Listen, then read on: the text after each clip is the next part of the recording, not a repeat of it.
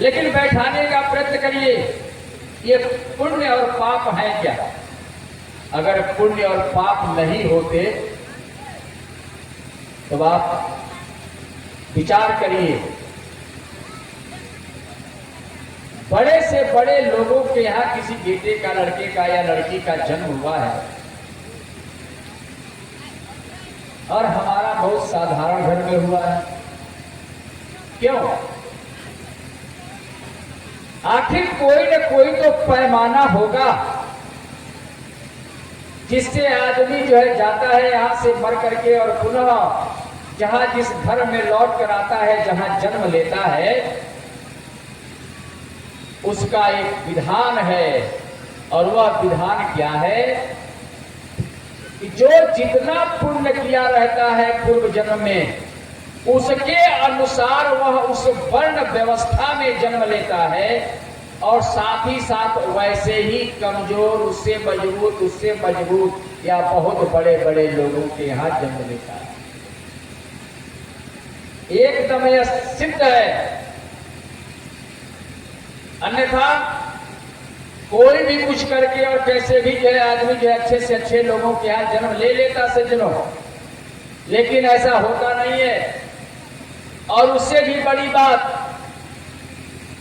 आदमी यदि अगर चतुर्वर्ण की बात अगर समझे तो 4 वर्णों में ब्राह्मण, क्षत्रिय, वैश्य और शूद्र, ये 4 वर्ण हैं। और चारों वर्ण जो है ब्रह्मा के द्वारा उत्पन्न है, तो सब ब्राह्मण है। यह बात अलग से हम समझ लेते हैं कि हम शूद्र हैं, हम ब्राह्मण हैं, हम क्षत्रिय हैं, हम वैश्य हैं। वास्तव में हम सब ब्राह्मण ही हैं। और ब्राह्मण इसलिए है कि हम सब ब्रह्मा की संतान हैं, ब्रह्मा से उत्पन्न हुए हैं। तो पिता ब्रह्मा है तो पुत्र तो ब्राह्मण होगा ही। सब ब्राह्मण हैं, लेकिन हमने अपना काम, अपना नियम, अपना आचरण सब छोड़ दिया है। सज्जनों, नियम है, 2 प्रकार की मुक्ति बताई गई है, एक सत्य मुक्ति और एक क्रम मुक्ति। क्रम मुक्ति का मतलब होता है 84 लाख जोनियां हैं, एक जोनी पार करते करते करते करते तब ऊपर की तरफ उठते उठते आदमी मनुष्य तक पहुंचता है। ये क्रम मुक्ति है। और सत्य मुक्ति है कि इतना वह आदमी पुण्यात्मा है, इतना पुण्यात्मा है कि वह आदमी जो है जन्म से एक बार भी सीधे पशु था और इतना पुण्यात्मा था कि वह आदमी सीधे मनुष्य में चला गया। इसको सत्य मुक्ति कहते हैं। सत्य मुक्ति तुरंत का तुरंत जो है आदमी ऊपर उठ जाता है। तो वह कब होता है?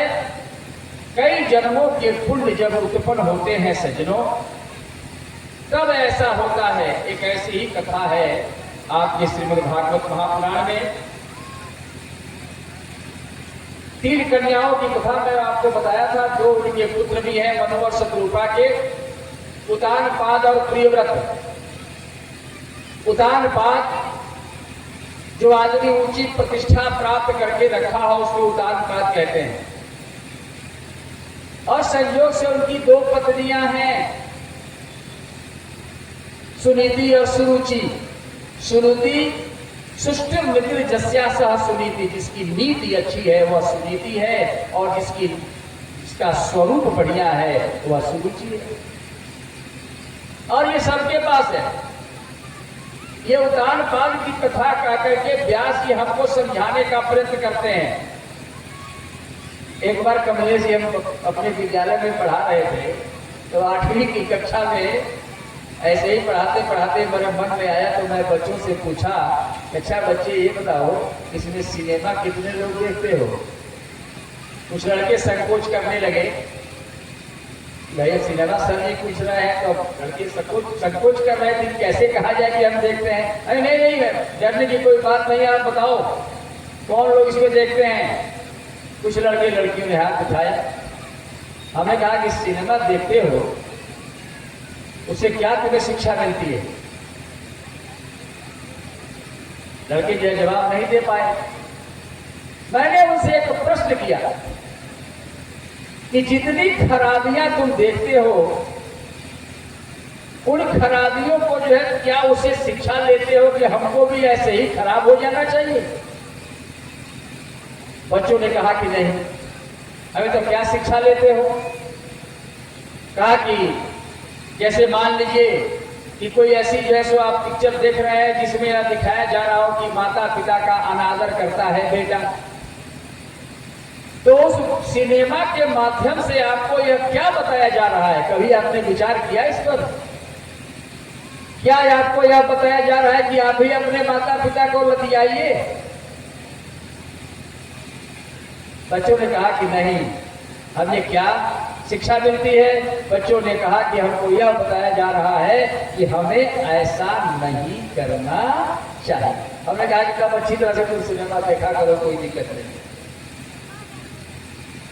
तात्पर्य इसका है सज्जनों, कोई चीज आपको दिखाई जाती है, इसलिए नहीं दिखाई जाती, इसलिए नहीं पढ़ाई जाती, इसलिए नहीं सिखाई जाती कि आप भी वैसा करो। खराब को छाटो, अच्छाई के तरफ चलो।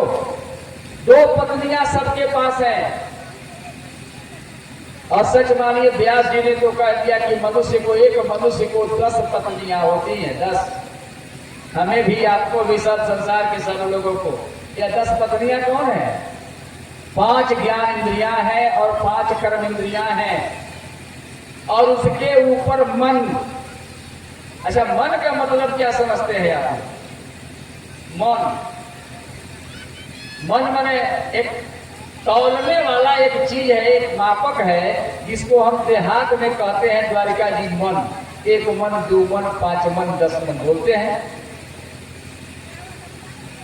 मन का जो है यदि अगर विश्लेषण आप करें तो मन चंचल है। मन को जो है रोकने का प्रयत्न करिए। आई मन कब रुकेगा?